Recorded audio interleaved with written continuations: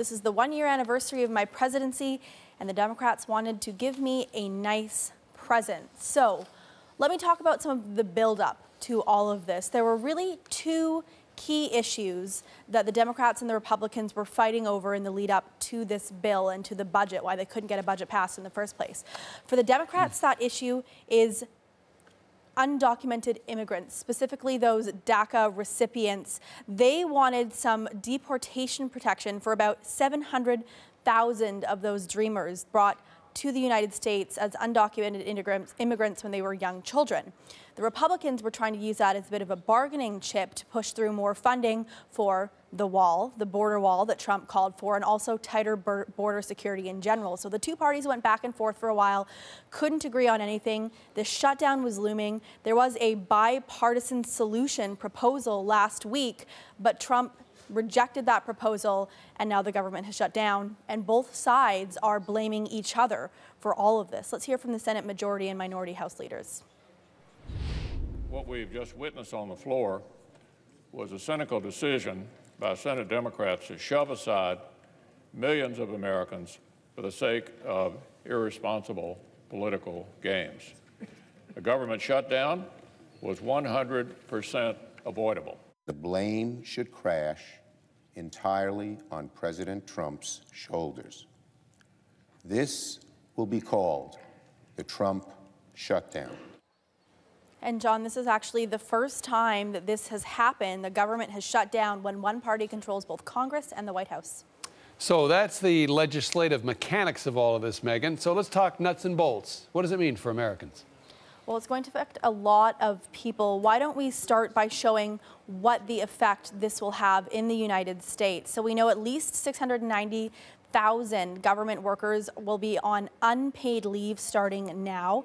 The Smithsonian Museum, National Zoo, both of those will close. And we also know military personnel will keep working, but some, including the troops, may go unpaid. And we know some civilians in the Department of Defense also will not be working while all of this is happening. So certainly hundreds of thousands of federal workers will be affected by this, and people trying to access services in the United States will also be affected by the shutdown. John.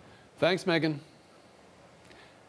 The crisis comes as Trump marks his first anniversary in office. During his inauguration address 1 year ago today, the new president described what he saw: a country in despair. Washington flourished, but the people did not share in its wealth. Politicians prospered, but the jobs left and the factories closed. The 45th president laid out his plan to bring change to America. He promised a new inward-looking country, and he vowed to be a new kind of politician, a man of action who could zero in on America's problems and so do something about them. I was just at the White House a few minutes ago, and I talked to a Secret Service guy I know, and he was not too happy over the fact that he is not being paid at the moment. He'll get his money eventually, but if you need your paycheck from the federal government, you are going to have to wait. And given the uncertainty of how long this is going to last, that is a problem for an awful lot of people. We do know that Congress is going to meet a little bit later today to hopefully try and iron this out. Meantime, the clock is ticking. The cost to American taxpayers is, in Canadian terms, about 47 million loonies per hour. That adds up rather quickly. So they have got to find a way to cut through this mess and solve this problem pretty quickly. This is a situation where, of course, the president calls it the Democrat shutdown. The Democrats calling it the Trump shutdown. Who do you think's to blame, ultimately? Well, look, the Republicans run everything in this town. They have a Republican in the White House. They control the House of Representatives. They have a slim majority in the United States Senate. They control everything. So for them to say, John, that it's all the Democrats' fault, I think is highly disingenuous.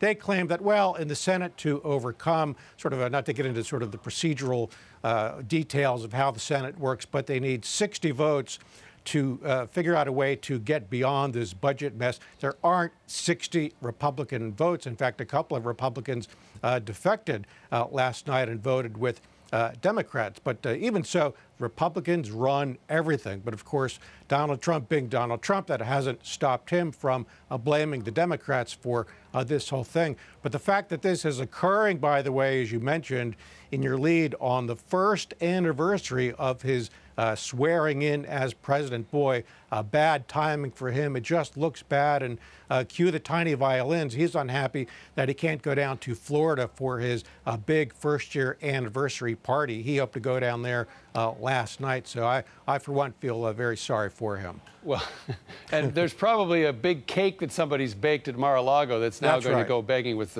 2 scoops of ice cream on the side. I'm sure he might go down later. Frankly, he could manage.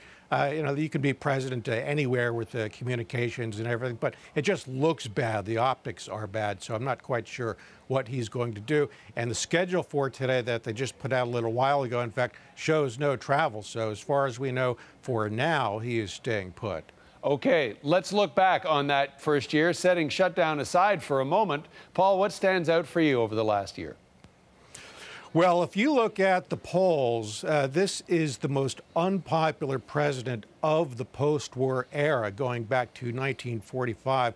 12 presidents prior to Trump since the end of World War II. And when I say the most unpopular, I don't mean by a little bit. He is extremely unpopular. The average of the last 12 presidents, he is behind by about 20 points. So it is a huge gap.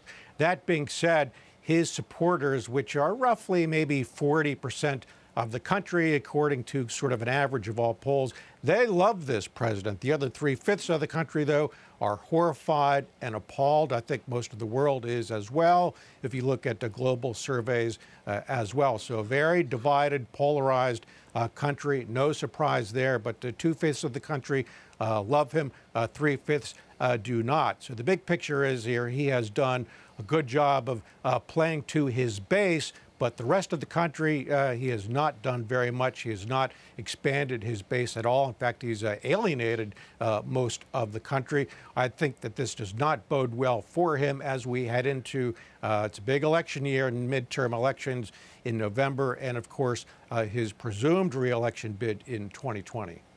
But let's try and break down what his supporters, of course, would call his accomplishments. The confirmation of a hardcore Supreme Court justice, the passage of the tax bill, the exuberance in the economy. Surely he can take some credit for those accomplishments. Well, there's no question that a new judge on the Supreme Court is a big deal. The tax reform is a big deal, although it polls very poorly because there's a perception backed up, in fact, by something called math, that it proportionately will not benefit middle class and lower class voters. I think people understand that.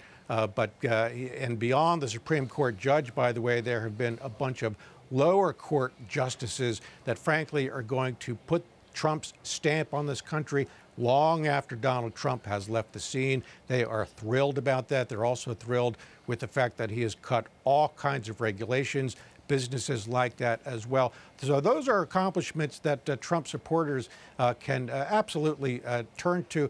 But on the other side of the coin, though, the chaos and the drama and the mismanagement and the sort of the parade of clowns of people, leaving high-profile people, and the Mueller investigation, and sort of the global embarrassments, and the rants on Twitter and this and that.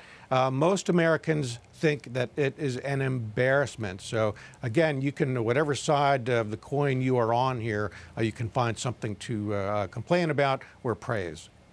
Okay, quick last answer, Paul. 2018, we are in an election year. How do you think it's shaping up? Of course, Trump's not on the ballot, but in a way he is. How do you think it's shaping up for the Republicans? Well, midterm elections usually go against the party that's in power. So the suggestion is that the Democrats are certainly going to gain seats in the House. And there are some predictions that there could be what's called a wave election, where they could, in fact, retake the House of Representatives. That is a very big deal, because if the Democrats took the House, I think they would move quite quickly, as in this time next year, to begin impeachment hearings against the president. And the question is, impeachment for what? The standard is high crimes and misdemeanors. They can define that any way they want. They could impeach Donald Trump, frankly, for stepping on a crack in the sidewalk. So if the Democrats take the House this November, which is a possibility, I think that could happen next year. So that's something for Trump to worry about.